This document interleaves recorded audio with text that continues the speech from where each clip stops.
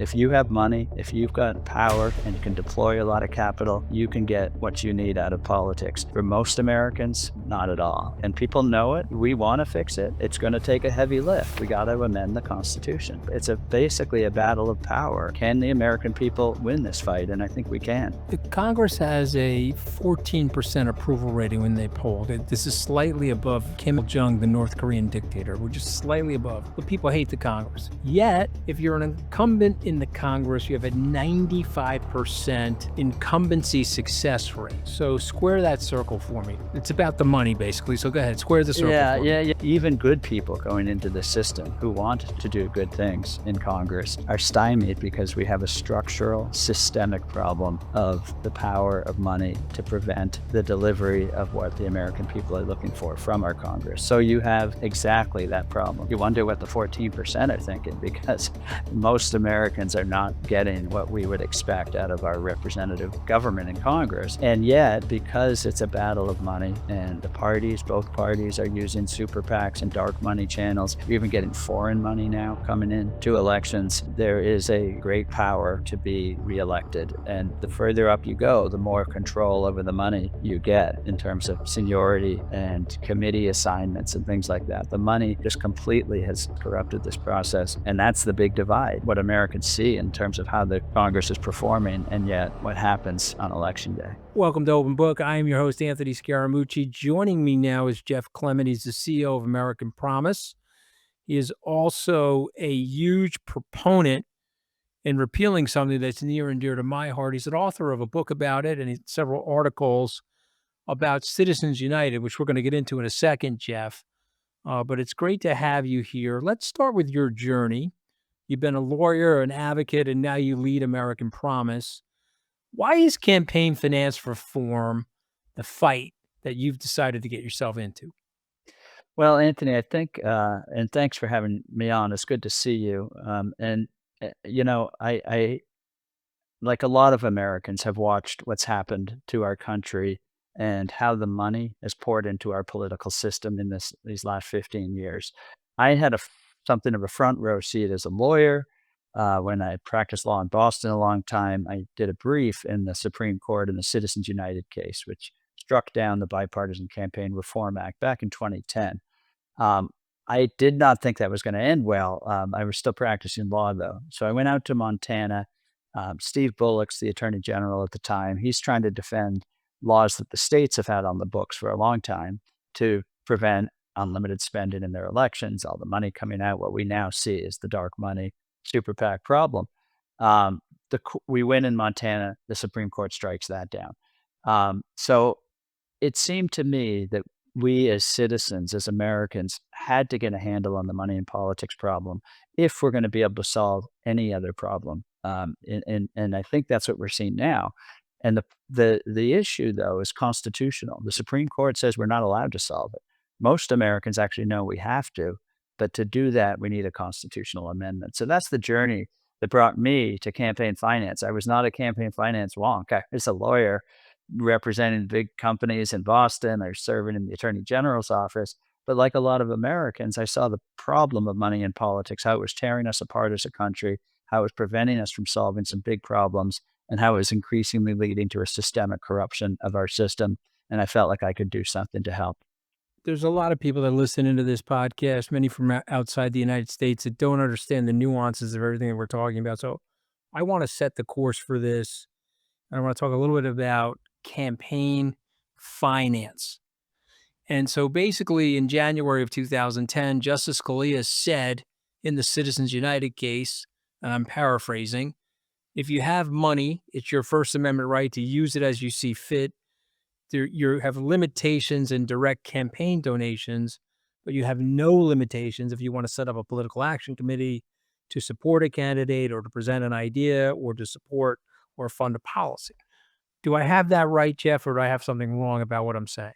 No, you have it exactly right, Anthony. And I think it's interesting to look at, like, why did we get that system? We just had a $20 billion election in 2024, $20 billion. We have had a $100 million Supreme Court election in Wisconsin. We have super PACs and local council races now. So we have this system exactly because of what you said, which is the Supreme Court essentially made up a rule about the First Amendment that there's a free speech right to spend money unlimited as long as you're not doing it directly to the campaigns and you're doing it in these so-called independent, what we now call super PACs, ways. No American ever voted to that system. This was not a choice of the American people about how we should fund our elections. For 200 years, the First Amendment had nothing to do with money and politics, and we had anti-corruption laws. The states had them, federal government had them. The mid 1970s, the Supreme Court, case called Buckley versus Vallejo, essentially made up this theory that you described pretty well, which is First Amendment free speech, unlimited money in elections if you've got the money. So we've been on this sort of several decade pathway to where we are now because of a doctrine that was invented by the lawyers and the Supreme Court that is just failing. It's not protecting free speech of Americans for the most part. It's corrupting the system, and the vast majority of Americans across the political spectrum want to fix it. Okay, but tell us why they want to fix it. Because when I look at the data since January of 2010, the legislative agenda has been wildly skewed towards big business, big food, big pharma, tax cuts for the rich, corporate welfare. Hello, Mr. Politician. Let me light you up with PAC money and Yeah. lobbying and donor money. That was the book, The Wolves of K Street, okay, that I was referencing. And then what happens is they do exactly what those people want. And the little guy in the big, beautiful spending bill, the little guy got torched, and the big guy benefited. So am I right about that, or am I wrong about that, sir? And if I'm right about that, what can we do about it? Well, you're absolutely right about it, and it's not just you or me saying this. You can talk to virtually any American, ask them. This hits home. This is not like the old 1990s McCain-Feingold campaign finance is a big bore. This is hitting people where they live, and the reducing money in politics is now the number one priority according to Pew research. The Americans ranked it ahead of the economy and terrorism after the 2024 election. And the reason is not because everybody's sort of wonking out on policy. It's because of exactly what you're saying, which is Americans understand most people are not represented in the system. If you have money, if you've got power and can deploy a lot of capital, you can get what you need out of politics. For most Americans, not at all, and people know it.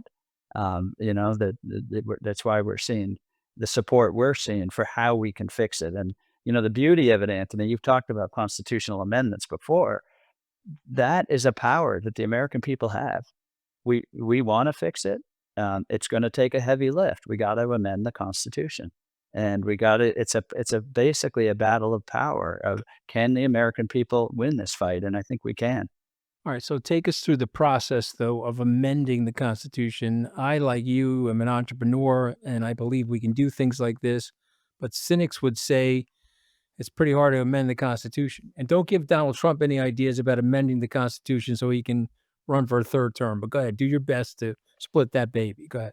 Yeah, so we set out when we launched American Promise in 2016 to prove the cynics wrong, because I and many others had seen all over the country Americans actually weren't that cynical about this. Very cynical about the political process for good reason, but in terms of our own power to actually do something about it, I think Americans have been looking for this kind of opportunity to do something big because we know the small solutions aren't going to work. So how do you amend the Constitution? We've done it 27 times, starting with the Bill of Rights. Over and over again, we've done this. You need a two-thirds vote in Congress. You need ratification in 38 state legislatures. Now, people will ask, the government can't even fund itself today. How's Congress ever going to vote two-thirds? Well, it turns out the secret is always the same. Since the Bill of Rights, all the way to women voting, to the amendments we did in 1971 to lower the voting age, it's always happened the same way, which is you go to the people in the states. The states start passing formal measures to get behind the amendment. That builds the pressure on Congress. It builds the political reality that if you want to get elected to Congress, you better support this kind of a constitutional change. That's what we've been doing. And so we now have 23 states that have formally passed measures saying we want a constitutional amendment to put power back in the hands of Americans, to limit the power of money in the political system and get our representation and voice back. And now the support is building in Congress. We've got hundreds of members of Congress now on board. We've had just brought in a whole bunch of supporters, including state legislatures from the Republican side to Congress to talk to their Republican colleagues about getting behind this and leading this. And so we are proving every day, and we invite all Americans. We don't care who you vote for. We don't care what your party is. You want to join this fight? We're going to get it done. You talk about, I mean, you wrote a great piece in the Boston Globe where you're drawing a parallel between the American Revolution 250 years ago and today's finance crisis. You're saying basically this is a second revolution moment. What do you mean by that? Well, it'll be 250 years next July 4th since our revolution began, and it's a continuous theme in American life. In fact, in human life, democracies are rare. Self-government and freedom is rare. It always tends to collapse into concentrated economic power, and the founders, the framers of our Constitution, knew that. That was the struggle against, a monarchy, aristocracy, and we had a chance, and we've made a very good run of it to prove that human beings can actually be free people governing ourselves and get closer and closer to that promise. That's why we're called American Promise of freedom and equality for everybody. But the stakes are high now, and we should just be really clear about that. We could lose this thing if we're not deadly serious about what's going on. And the biggest thing is that concentrated economic power. It's getting more and more concentrated. You have hundreds of millions of dollars from individual donors now. And if we don't work to get our government back to the government of the people, we will lose it. So that's what I mean, is that it's big stakes. It's a big opportunity, though. The framers gave us this tool of constitutional amendment. It's how we've always used it, and it's never been easy. It wasn't easy for women to get the right to vote. It wasn't easy when the American people demanded to elect senators. And so, the Bill of Rights wasn't something that was handed to us. The American people demanded it and amended the Constitution. So it's how we've done it, and I think it's time to do it again. The Congress has a 14% approval rating when they polled. This is slightly above Kim Il-jung, the North Korean dictator, which is slightly above. The people hate the Congress. Yet, if you're an incumbent in the Congress, you have a 95% incumbency success rate. So square that circle for me.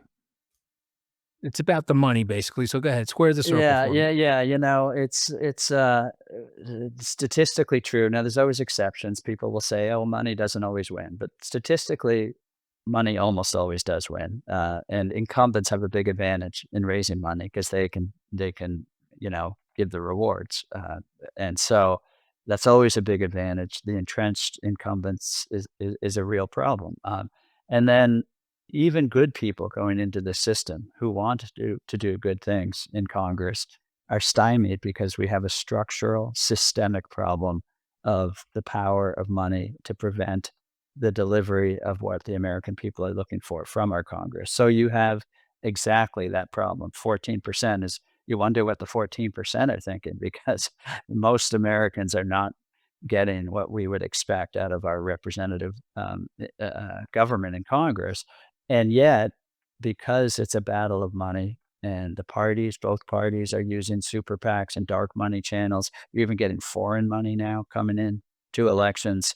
There is a great power to be reelected, and the further up you go, the more control over the money you get, in terms of seniority and committee assignments and things like that. The money just completely has corrupted this process, and that's the big divide of what Americans see in terms of how the Congress is performing, and yet what happens on election day.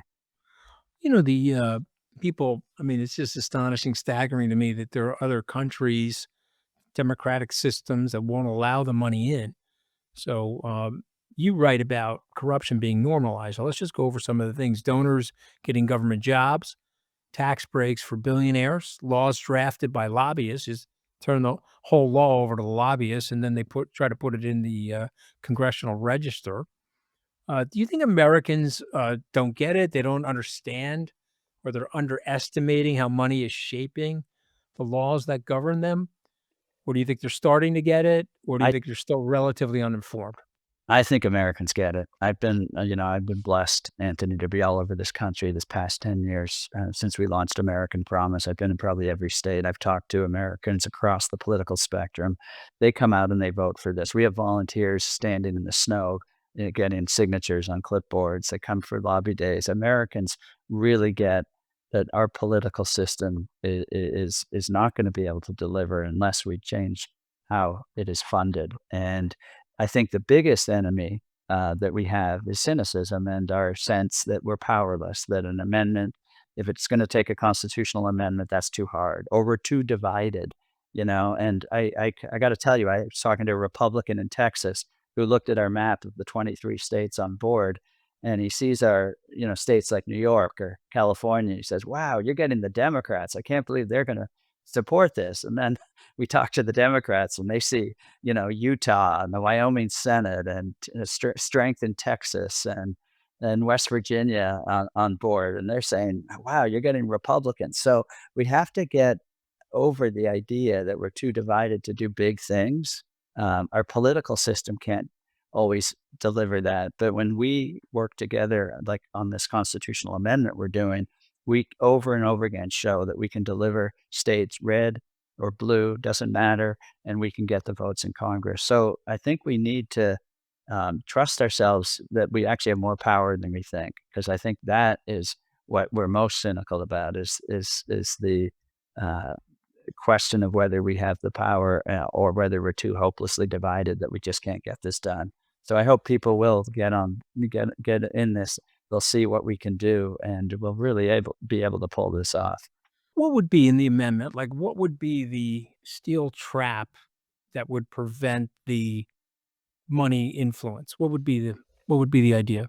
Well, there's no steel trap, that will, this isn't like, waving a magic wand and everything's fixed, but the constitutional language is really solid. It fits on a napkin. I'm holding it and show you right here. It's really tight, like all good constitutional language.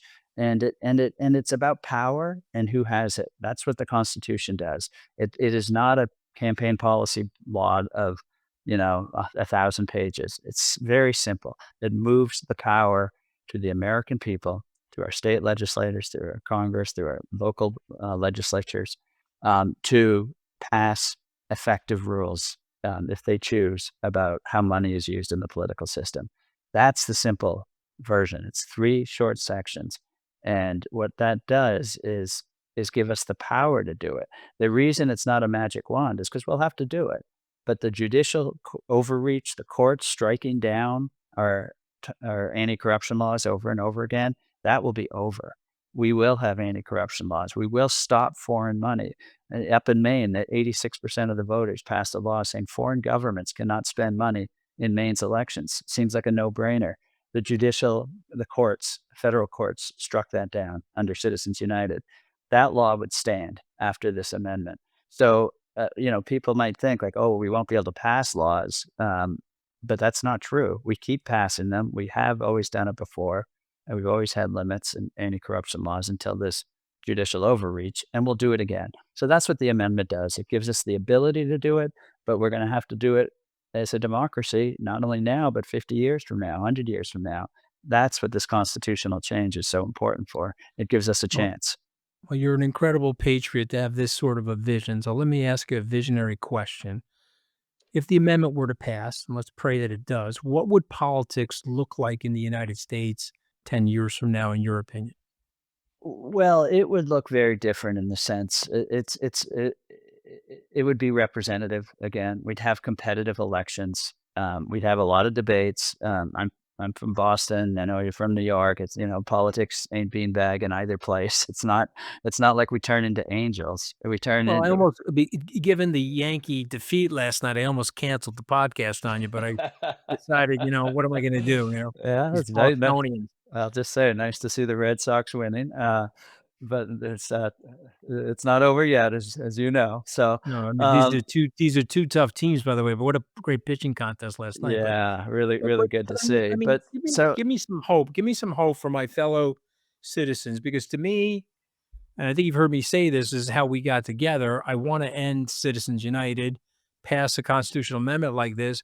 I also think we need to end the gerrymandering. Actually, I think that's another big disaster for the country. But give me some yeah. hope. What's the vision? Well, and this is the hope. Look, when we do constitutional amendments in this country, we do them in bunches. So, we did 4 amendments between 1960 and 1971. We did 4 amendments between 1910 and 1920. Those were periods a lot like our own. The wheels were coming off in this country both times.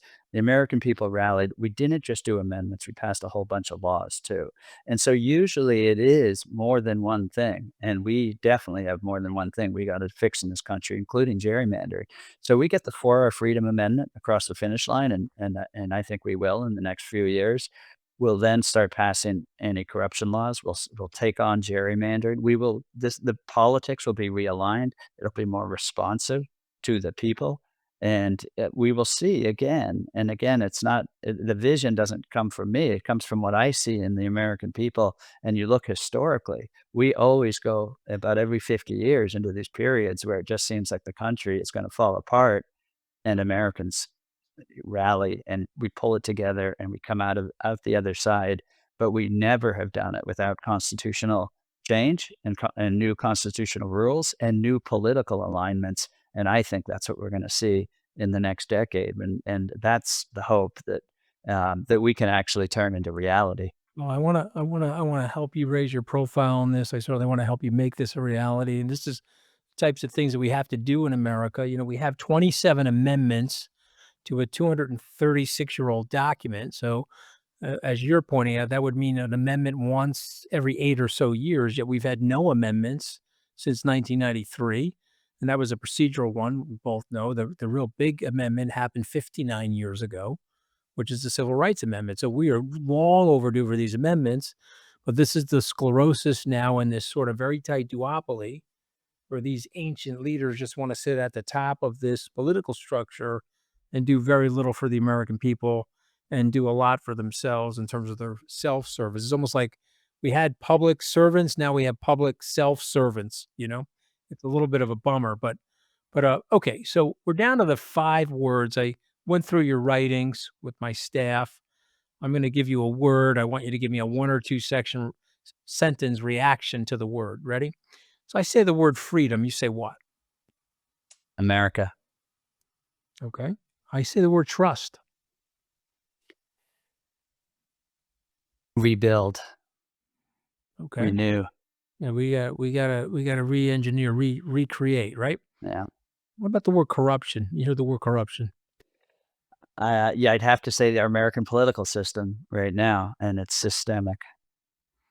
Yeah, needs to be It's changed, right? I think everywhere. everyone looks at it, Absolutely. says something's really wrong. System's rotten. Even if the politicians don't want to face it, the American people have, right? Yeah, it's pervasive. Lin- Lincoln once said something. They were arguing over whether or not the Americans were smart, and Lincoln once said, "Yeah, you guys may not think they're smart, but they've got a good nose. They can smell a rotting cadaver in their basement." Was one of his lines, and, boy, there's something really rotting right now. I say the word revolution. You say what? I would like to say peaceful, I think the amendment process is how we do peaceful revolution, but if you don't respond to the, constitutional obstruction to freedom, revolution is, as Thomas Jefferson said, that's the ultimate right of the people, and I think I would like very much to respond peaceful revolution, and Right, right. Well, that's the whole discourse. That's the whole reason for this sort of discourse. That was the whole thought behind the yeah, Constitutional Convention and the Federalist Papers that politics, Dick Gephardt used to say to me, "You know why we have politics? We don't have a war where we're beating each other's brains out." You have yeah. the ugliness of politics and the verbal abuse we give each other to save ourselves from physical violence. So I'm with you on that. Okay, I'm going to say the last word, but I'm going to give you the last word. I say the word future. What do you think about? Well, I think about a lot of things. I think uncertain, we can't predict the future. I think, there's reason to be concerned about some of the threats of various kinds, but in the end, I think, it is, in our hands, in a lot of ways to make a contribution to it, to do what we can where we are, and I think of my kids and my granddaughter, I know neither you nor I will be here, in the future at some point, and what I'd Speak like for yourself, Clemens. I'm planning on living for 200, okay? well, good, you I'm could like, I I'm w like Chuck Grassley. Chuck Grassley's been in the Congress for the last 600 years, okay? Speak for I yourself, Clemens. I wish you luck, but I think we have an obligation, not only to the past and what Americans did before, that we benefit from, but we gotta lay some stuff down for you and all those other people who will be here in Oh, yeah, man. 200 Listen, years. I'm So, very grateful to the work that you're doing and the dedication, and I'd like to figure out a way to do more with you and perhaps get you over to our conference business and, see if we can raise awareness. But this, ladies and gentlemen, you're hearing from Jeff Clement. He's the CEO, founder of American Promise. And hopefully we'll be back. We'll have you back on the show when we get this amendment passed. We can talk about the positive ramifications of that. But thank you so much for joining our podcast, Open Book, today. Anthony, thank you so much. Love what you do and appreciate the opportunity to be here with you.